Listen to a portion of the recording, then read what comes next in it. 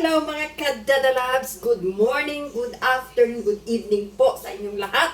Sa ang sulok ng mundo man po kayo naroon, nandito si Dadalabs. It's weekend! Yes guys, so today is Friday. Walang pasok, it's weekend. Walang tension sa early morning cooking. So ngayon guys, it's already 12:20 lunchtime. So ngayon guys, magluluto tayo ng fried chicken. So ang fried chicken guys, hindi na tayo maggagawa ng mga spices, magdidikdik ng mga bawang, maghiwa ng sibuyas, or whatever. So gagamit na lang tayo ng tcharan! Ito na lang ang gagamitin natin. So hindi naman ito sponsor, but ito ang gagamitin natin guys. It's a natural, versatile herbs and spices. Kukot na lang natin ng ating chicken coating mix and fry. So, yun lang. So, yan lang guys. Tara na. Imbitahan ko na naman kayo sa aking lababo. So, hiwa na tayo ng chicken. As usual guys, iwan na natin yung hita and then ano natin sa gitna, at ito ang uulitin ko. Itong dalawa inaalis ko.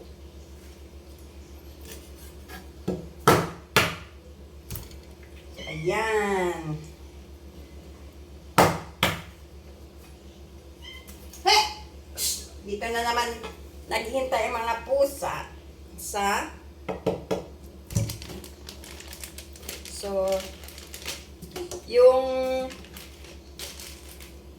yung ano guys, yung mga fats ng chicken tulad nito, nakabita, inaalis ko yan. So, hindi ko naman siya binabalatan. Inaalis ko lang yung sobrang fats. And then, sinachap-chap ko sa mga pusa. Gustong-gusto nila. Tulad nito guys, oh. Yan. So, pinakita ko na sa inyo ito dati. But, kasi today, I am chopping chicken. So, step! Ibibigay ko rin ito sa inyo. Huwag kayong mag-alala. Patapusin nyo lang ako. So, ayan guys. Tapos na tayo. Naghiwa na chicken. Pagkakain na natin ang ating... Ang tawag dito guys, sangkalan. Ito, sangkalan. Sa Tausug, sangkalan. Yung chopping board.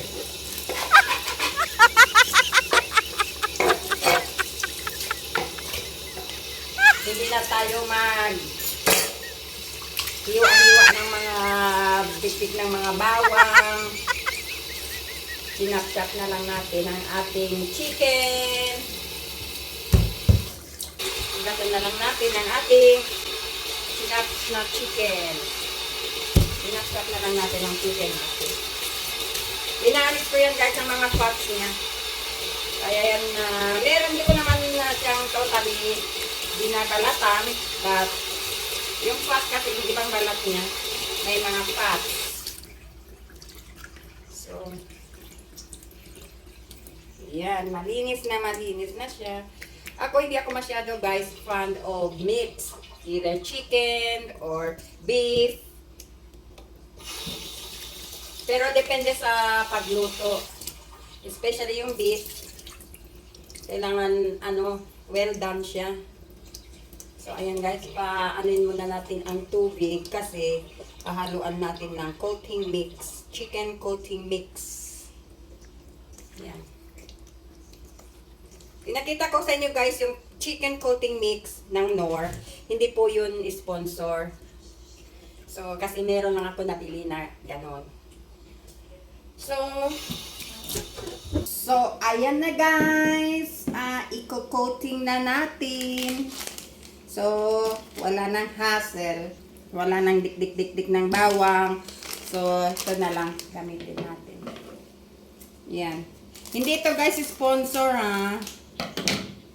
So, I would like to share lang to you. Yung madali na lutuin. Ganyan. And then, alam nyo guys, pag naggamit ako ng coating mix, ganito, nilalagyan ko na ng itlog. Yes, ayan. Lagyan natin guys ng isang itlog. Lagyan natin ng isang itlog.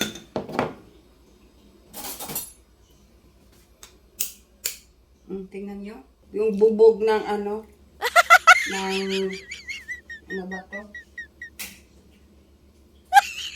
So, kaya kailangan i-separate natin, guys. Tingnan nyo. Yan, mahalo yung ano. Yung bubog ng ano, ng balat ng itlog. Yes! Kailangan. So, ayan. So, inahaluan ko, guys, ng itlog. So, ay kailangan dalawa. So, ayan. Halo-halo na lang para madaling lutuin.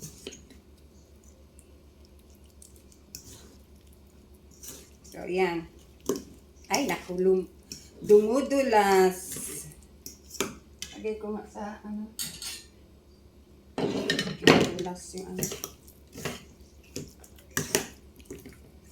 So, ayan.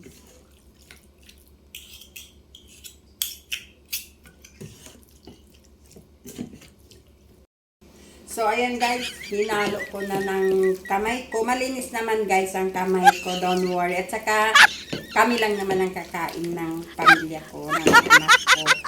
So, alam nyo ba guys, si Dada Labs, hindi ako masyado satisfied sa, ano, sa itong coating mix.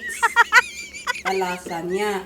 So, I don't know kung anong lasa nito, pero gusto ko siyang dagdagan ng salt. To be sure ba guys? Yan. Dagdagan ko siya ng salt at lagyan ko siya ng konting vetsin, Ajinomoto. Yan. And then, at dadagdagan ko lagyan ko ng black pepper. Yung hindi na ako nagdikdik, yung powder. Yan. Kasi, I feel like I'm not satisfied with the flavor. So, ayan. Haluin na lang natin ng kamay para ma-absorb talaga yung coating mix natin sa manok. At saka yung asin, powdered black pepper, at saka yung Ajinomoto. So, parang satisfied ako. Hindi ako kasi satisfied sa coating mix. Baka nakulangan ako ng ano. Pero it depends on you guys kung sa inyo ay okay na or gusto nyo pang magdagdag ng flour or itlog or cornstarch. Nasa sa atin na yun guys. Basta what is important, kung halimbawa naman nagmamadali na kayo yung or tinatamad na tayo maghiwa ng dikdik ng bawang or magkuha ng magdagdag ng mga kung ano-ano pa. Pwede rin guys itong coating mix na to, ilagay natin sa plato separate and then ididip lang natin ang ating manok doon sa powder. And then saka ipa-fry. Pero ako guys, hinalo ko na ito ganito. So ayan guys ang ating coated mix fried chicken. Pa-fry na natin guys. So, ayan guys, magpa-fry na tayo ng ating coated mix fried chicken. Yan. Ipa-fry na natin. So, ito naman tayo guys sa my favorite kawali. Kasi lubog siya. Mayroon akong kawali pero flat siya. So, magastos sa mantika. So ito, marami siyang mantika, kahit hindi masyado marami kasi lubog ang ang kawali. So paglagay natin ng mantika, malalim-lalim siya. So yan, bismillah. So ayan guys, pinainit na natin. So habang nagpapainit tayo, chika-chika tayo muna. So today guys ay wala kaming pasok. Usually every Friday and Saturday ang off dito ng school. But holiday namin sa Sunday and Monday. But supposedly guys, nakakasad lahat ng school or ibang school, hindi naman sa lahat. This week is their last week. Bakasyon na nila sa December. Pero sa amin guys, 18, 19 ay bakasyon lang namin because of the Qatar National Day holiday. But we will proceed 20 and 20, 18, 19, 20, 21. No, 17, ano ngayon? 15, 16. So, Sunday 17. Monday 18, Qatar National Day. And then, 19, 20, 21, Wednesday, Tuesday, Wednesday, Thursday. Papasok pa kami, guys. Wala nang bata. Kunti na lang. Kasi yung iba, magbabakasyon na. Mainit na. Sa katsikahan. Mainit na guys ang kawali natin. Lagyan na natin ng mantika. Ayan. Kahit hindi natin damihan kasi lubog yung kawali. So, madi-deep fried siya. But, binuksan natin guys ang ating exhaust fan. So, ayan guys. So, yun. Saturday, Sunday, Friday, Saturday, Sunday, Monday, it's our holiday. So, 4 days kami walang pasok ngayon. Our weekend, Friday and Saturday, plus the 2 days holidays for Qatar National Day holiday, 2 days, Sunday at saka Monday. And then, but, we will proceed at Tuesday, Wednesday, Thursday. And then, holiday na namin. Winter holiday. So, kumbaga sa atin sa Pinas, December break. So, babalik kami sa January 7. So, yun guys. Ngayon, it's weekend. So, luto-luto tayo ng fried chicken. Ito ay ginamit natin ang coating mix. But it's not sponsored gaya. So medyo mainit na. So ganito guys sa amin dito pag Friday ang luluto, and then we will see kung ano ang itsura niya pag pinoted ko lang na Hindi siya guys, parang hindi siya maganda. Hindi ako guys satisfied. Pakita ko guys sa inyo kaya hindi satisfied. Ganito siya oh. Ganito lang siya. Hindi siya masyado coated. So, maluto-luto siya kasi medyo mainit. Alam nyo guys, pag ang kawali natin, ang mantika natin ay sobrang init, paghulog natin ng ating chicken, hindi siya naluluto yung sa ilalim. So, ang pagluto ng chicken ay tansya it depends on the temperature of our oil. So, kung medyo malakas ang apoy niya at sobrang init, paghulog natin ng chicken, madali na siyang maluto sa ibabaw. Pero hindi natin alam, yung sa loob ay hilaw. So, yan guys, ang trivia ni Dada Labs. Kasi tingnan nyo guys, hindi siya masyado coated. Hindi siya masyadong coated kasi yung powder niya parang buo-buo siya.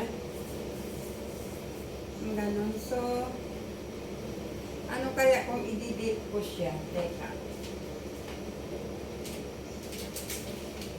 Ano kaya guys kung Alam niyo guys, pag nagluluto tayo, nakakapag-eksperimento tayo.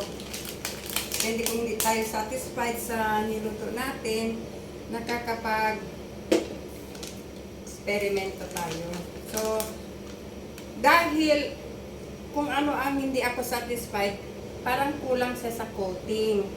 So, gumamit ako ulit ng isa para before I fry, ididip ko siya. Yan siya guys. Oh.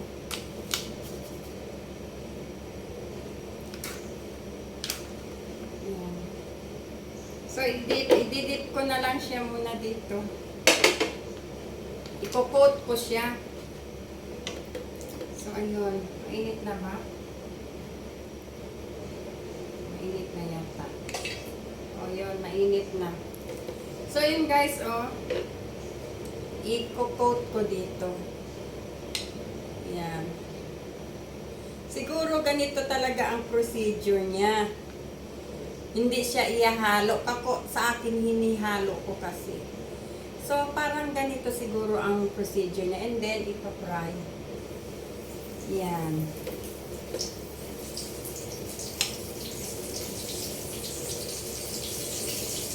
Yan siya guys. So, hinaan natin ang apoy para hindi masunog.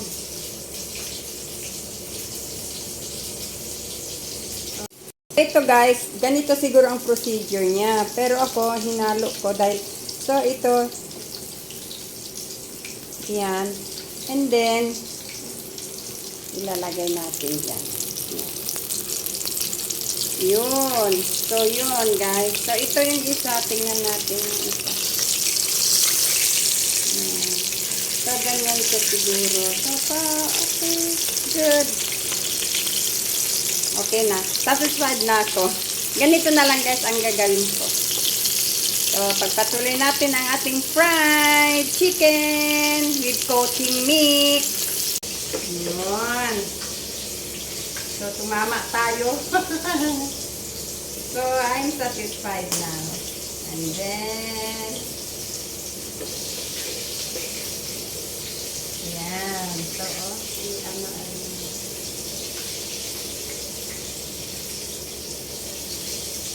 So, ganito lang talaga siguro kasi that's why they call it coating mix. So, ipo-coat lang natin siya. Ganito lang siya. This is the right procedure of this coating mix. Ang sa akin, pero okay naman. Sa akin, inano ko. That's why pala parang buo-buo siya pag nung hinalo ko. Ayan na guys ang ating fried chicken with coating mix. So, ayan. Crisp, mukhang, it looks crispy guys. So, ayan na guys ang ating fried chicken with coating mix. Crispy siya. So, kumakain na sila. Yeah. Pay ko na kamukyawa. Yan. It's our weekend. Sensya na kayo, magulo ang lamesa. So, yan. Sana'y nagustuhan nyo guys, mga kadadalabs, ang short video ko. Fried chicken with coating mix. Bye! Thank you for watching!